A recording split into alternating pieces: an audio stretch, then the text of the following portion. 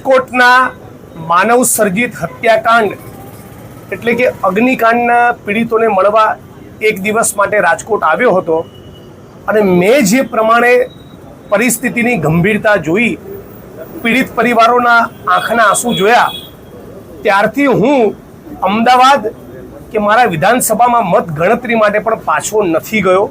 હું છેલ્લા 6 દિવસથી રાજકોટમાં છું અને 7, 8 અને 9 તારીખે કિસાન કોંગ્રેસ તમારા સાથી પાલભાઈ આંબલિયા, સેવાદળના રાષ્ટ્રીય અધ્યક્ષ લાલજીભાઈ દેસાઈ, હું અને સમગ્ર રાજકોટ શહેરનું કોંગ્રેસ પરિવાર કોંગ્રેસ તરીકે નહીં, રાજકોટ અને ગુજરાતના નાગરિક તરીકે ફક્ત પાણી ઉપર રહી 72 કલાકના ન્યાયની માગણી માટેના ઉપવાસ કરવાના છીએ.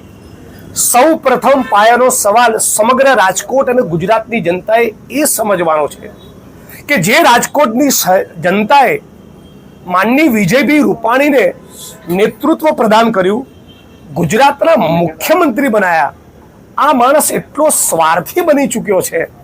કદાચ ગુજરાત અને દેશના ઇતિહાસનો સૌથી સ્વાર્થી મુખ્યમંત્રી છે, જે પીડિત પરિવારોના આંસુ લૂછવા જવા તૈયાર નથી. એ ગઈકાલે ફરી એકવાર કેવી 25 સીટો ભારતીય જનતા પાર્ટી લાવી, એના જ ઘમંડમાં સવાર હતા.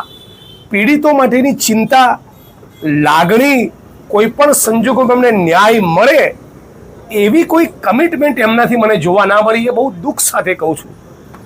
રાજકોટની આ ઘટના 4:30-5 વાગે બની, એના 12 કલાક નથી થયા, FSL વાળા સેમ્પલ લેવા નથી આવ્યા, SITનું ગઠન નથી થયું, આઈઓ કોણ હશે એ નક્કી નથી થયું, અને રાતોરાત એક ષડયંત્રના ભાગરૂપે JCB ફેરવી તમામ પુરાવાઓનો નાશ કરવામાં આવ્યો.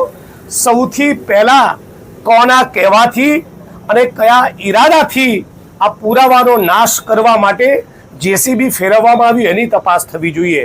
મુદ્દા નંબર 2, આ જમીન કોની છે અને એમાં એની શું ભૂમિકા, એની પણ તપાસ થવી જોઈએ. મુદ્દા નંબર 3, SITમાં જે અધિકારી પંચાનિધિ પાણીને લીધા છે, મારી શુદ્ધ જાણકારી અને સમજ મુજબ આ TRB ગેમિંગ ઝોન જ્યારે બન્યો ત્યારે પણ મ્યુનિસિપલ કમિશનર હતા, ત્યારે પણ NOC કે રિક્વાયર્ડ પરમિશન નહોતી. તો અમુક સેન્સમાં એમની ભૂમિકાની તપાસ થવી જોઈએ. એમને તપાસ કરનાર અધિકારી બન્યા છે. SITના વડા જ્યારે પણ રાજ્યની અંદર કોઈ આવી મોટી ઘટના બને, એ મોરબી કાંડ હોય કે પેલી ક્વીન ટ્રેનમાં 22 વર્ષની દીકરીના બળાત્કારની ઘટના હોય કે બીજી કોઈ પણ ઘટના હોય, એક જ માણસ સુભાષ ત્રિવેદીને તપાસ સોંપવાની. હવે સુભાષ ત્રિવેદી પોતે ફરી મીડિયા સમક્ષ કહું છું કે સુરતના મોક ડ્રીલમાં એક પોલીસ ઇન્સ્પેક્ટરના પેટમાં ગોળી ધરબી દીધેલી, એટલે રાજ્ય સરકારની મહેરબાનીના કારણે બચ્યા છે. એમનું IPSનું છોગું, એમનું IPSનું પદ એ ગુજરાતની ભાજપ સરકારની મહેરબાનીના કારણે બચ્યું છે. સરકારના એમની ઉપર આશીર્વાદ છે. તો એ સરકારના કોઈ ઉચ્ચ અધિકારી કઈ રીતે વિકેટ પાડવાના? આ સુભાષ ત્રિવેદી એ મોરબીની તપાસ કરે છે. તમને જાણીને આઘાત લાગશે, મોરબીના કેસમાં 371 આરોપી બનાવ્યા છે અને સામે વિટનેસ 371 વિટનેસ સાક્ષીઓ બનાવ્યા છે અને સામે આરોપીના વકીલ 5 છે. આ આરોપીના 5 વકીલ 371 લોકોનું ક્રોસ એક્ઝામિનેશન કરે એટલે 20 વર્ષ સુધી, હું વકીલ તરીકે કહું છું, 20 વર્ષ સુધી કેસની ટ્રાયલ પૂરી થાય નહીં.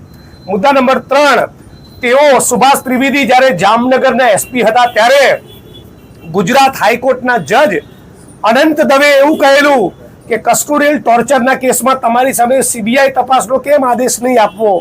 મુદ્દા નંબર 4, આ સુભાષ ત્રિવેદી એ લઠ્ઠાકાંડની તપાસની SITના પણ મુખ્ય મોનિટરિંગ અધિકારી, એમાં પણ મોટા કોઈ અધિકારી કે મોટા મગરમચ્છને પકડ્યો નથી.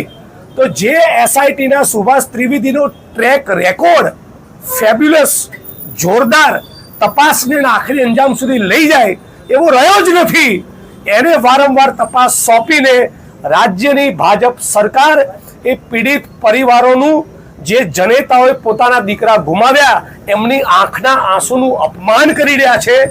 પહેલા દિવસથી કેસમાં ભાગરો વટાય, તપાસ એના આખરી અંજામ સુધી ના જ પહોંચે એવી તૈયારીના ભાગરૂપે આ એસઆઈટીનું ગઠન કરવામાં આવ્યું છે.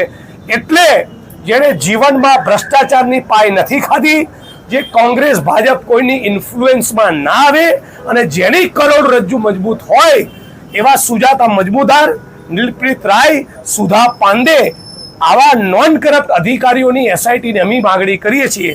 આ અધિકારીઓને રાજ્યની સરકાર અને પોલીસના પેટમાં ચોરી ના હોય તો આ અધિકારીઓને એસઆઈટીમાં મૂકવામાં રાજ્યની સરકાર અને પોલીસને બિલકુલ દુખવું જોઈએ નહીં. ગુજરાતની અંદર રાજકોટના ભાજપના નેતાઓ, એમની સામે પણ કોઈ તપાસ થતી નથી. એમની પણ ભૂમિકાની તપાસ થવી જોઈએ. માત્ર અધિકારીઓની સામે તમે ટ્રાન્સફરની ફોર્માલિટી કરો. તમે જે અધિકારીઓની ટ્રાન્સફર કરી પ્રાઇમા ફેસી પ્રથમ દર્શની રીતે એમની સામે તમને કંઈક દેખાયું તો તમે ટ્રાન્સફર કર્યા છે, તો પ્રાઇમા ફેસી કોઈ મટીરિયલ તમને દેખાયું હોય તો ડિપાર્ટમેન્ટલ ચાર્જશીટ કરો, એનો ક્રિમિનલ કોગ્નિઝન્સ લો, એફઆઈઆર દાખલ કરો, ધરપકડ કરો. તમે એ પણ કરવા માંગતા નથી. એટલે મોટા મગરપચ્છોને તમે નથી જ પકડવા માંગતા. અને જે પ્રમાણે શ્રેયકાંડ, તક્ષશિલા કાંડ અને મોરબી કાંડમાં તપાસમાં ભાંગરો વાટ્યો, એવો ભાંગરો વાટવાની ભાજપ સરકારની અને પોલીસની તૈયારી છે. એની વિરુદ્ધમાં અમે 7, 8 અને 9 3 દિવસ 72 કલાકના અનશન ઉપર ઉતરવાના છીએ. અને પછી પણ અમારી ન્યાયની લડત ચાલુ રહેશે.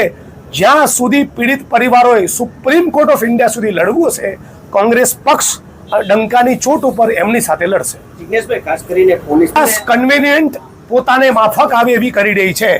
દારૂ ને જુગારના અડ્ડામાંથી જેને કરોડો કમાયા હોય, જે ડ્રગ્સના રેકેટ ચલાવતા હોય, જે લેન્ડની ડીલોમાં ઇન્વોલ્વ હોય, એ અધિકારીઓ શું તપાસ કરવાના?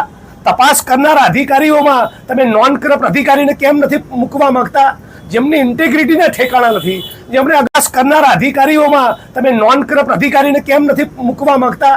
જેમની ઇન્ટેગ્રિટીના ઠેકાણા નથી, જેમણે અગાઉની તપાસમાં ભાંગરો વાટેલો છે, તમે જાણી બુજીને એમને તપાસ સોંપી છે. બિલકુલ જે પણ કસૂરવાર છે, એ કલેક્ટર હોય, મ્યુનિસિપલ કમિશનર હોય, અગાઉના કલેક્ટર હોય, અગાઉના મ્યુનિસિપલ કમિશનર હોય, ટાઉન પ્લાનિંગ અધિકારી હોય, પોલીસ કર્મી હોય, બધાની તપાસ અને ધરપકડ તો જ થાય તપાસ કરનારા અમલદાર નિષ્પક્ષ અને નોન કરપ્ટ હોય. કરોડરજ્જુ મજબૂત હોય એવા અધિકારી નહીં મૂકો તો આ કેસમાં ભાંગરો વટાવવાનો છે, એવું પૂરી જવાબદારી સાથે કહું છું.